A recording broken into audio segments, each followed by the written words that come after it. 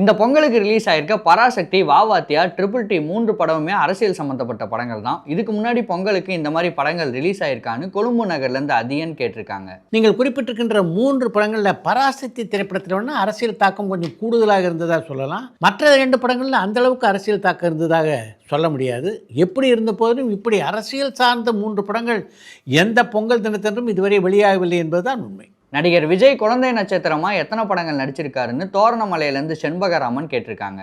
விஜய் குழந்தை நட்சத்திரமாக மட்டும் 6 திரைப்படங்கள் நடித்திருக்கிறார். தமிழ்நாட்டில் அடுத்த 4 மாதத்துக்கு எலெக்ஷன் ஒர்க் தான் அதிகமாக நடக்கும். இதனால் ஷூட்டிங், ரிலீஸ் டேட்லாம் தள்ளி போக வாய்ப்பு இருக்கான்னு அதியன் திருவண்ணாமலையிலேருந்து கேட்டிருக்காங்க.